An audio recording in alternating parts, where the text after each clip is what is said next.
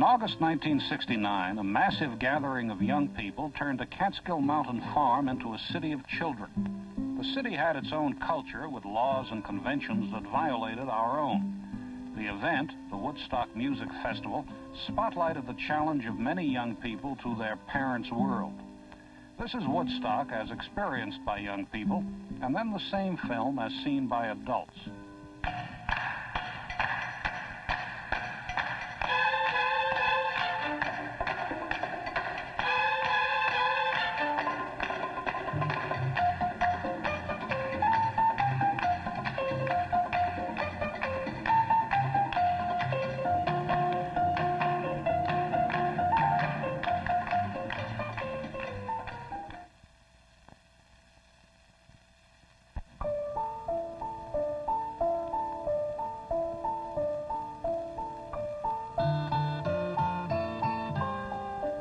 Was it better to stay home? Anything is better than staying home. That's why there's... Why is anything better than staying home? Nothing. Nobody had this opportunity. Well, there's a lot of frustration when you stay at home, man.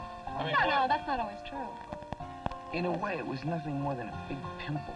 You know what I mean? Like, before a pimple gets there, it's like underneath your skin. You know, and everybody goes, cover it with something and you won't see it. But then come the day that the pimple goes, and it's all over your face, man. It's still doing that. Yeah, but no, then everybody sees it and go, hey, man, you got a pimple.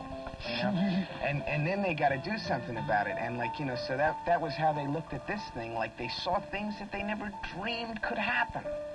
This was everything that had previously been underground on top.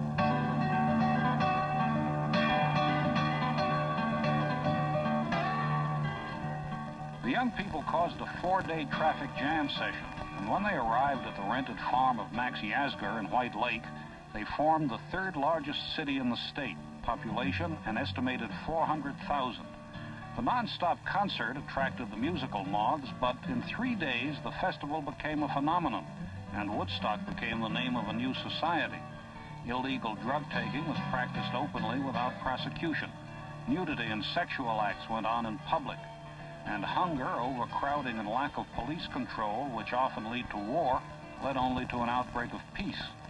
Many said they experienced a new, more human community, but others criticized the disregard of law, which resulted in hundreds of medical emergencies and one death related to drugs.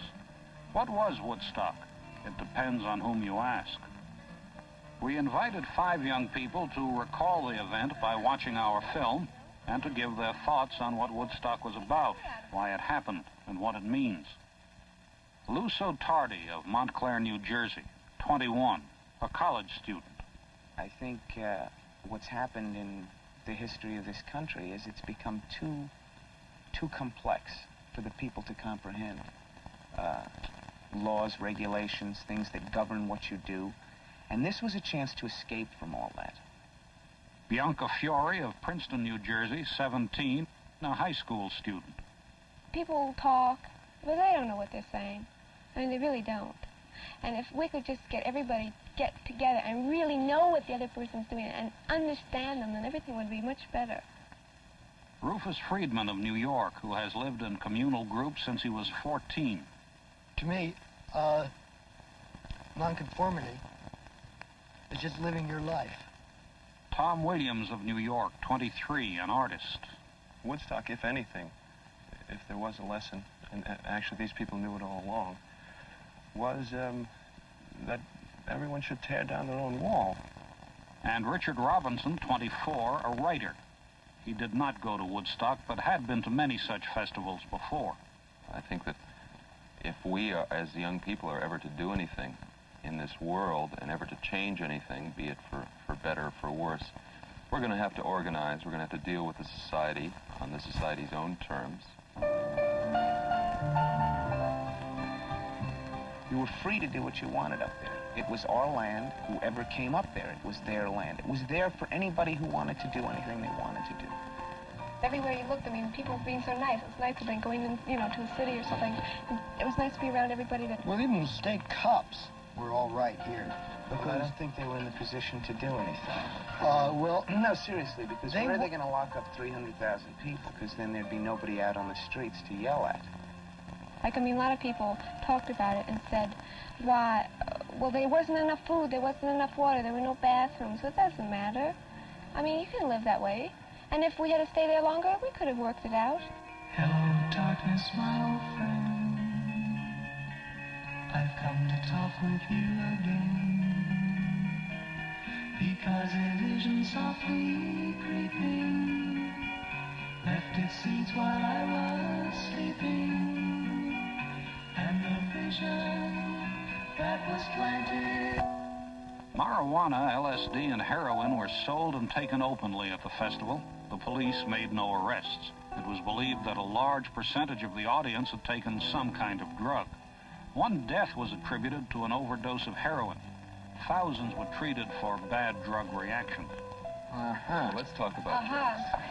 Okay. What are drugs? Why don't we ask somebody older Well, what drugs are? I don't think it's important, because it would be important if there had been a riot and people had blamed the riot on the drugs. Things were good. Things were peaceful. Nothing happened. So why drag the drugs in for just something to talk about? I think a lot of people fail to see the subtleties. I mean, they say that pot is the same as heroin. I mean, a lot of people are making that connotation. Those people can't get into Those something. people are just, you know, like they're using a lame excuse. I like to think of it the same way as Prohibition. prohibition. It's the emotional essence of the federal law in breaking it is the same as the same law our parents broke when they took a sip of beer during Prohibition. I think you'll find the majority of adults who were alive during Prohibition took a sip of beer. Now, somehow it's been shown that pot is a more universal stimulant than people had so far imagined.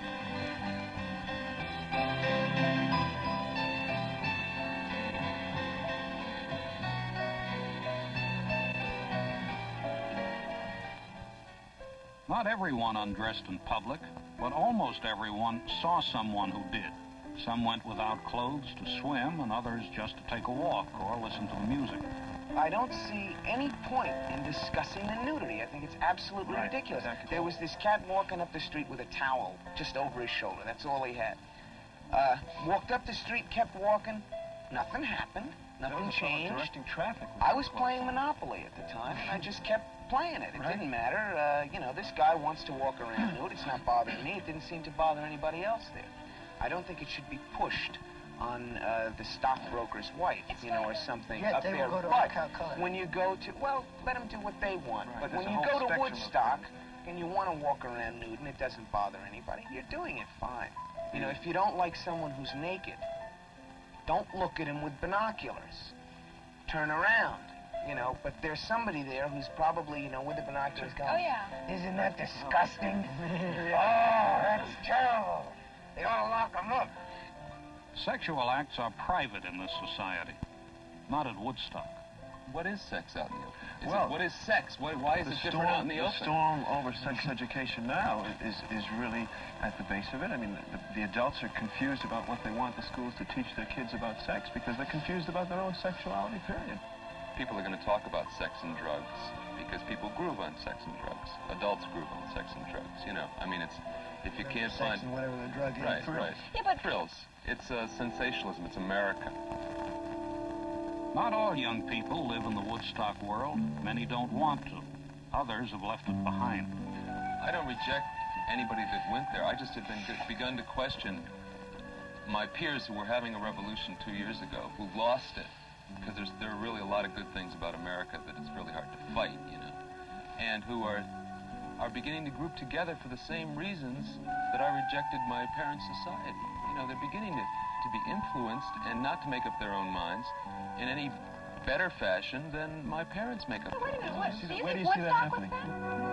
I would like to change the society by making people grow in groups again. I think the country's too big. I mean, if people went in smaller groups and just lived simply, much more simply, then we could communicate.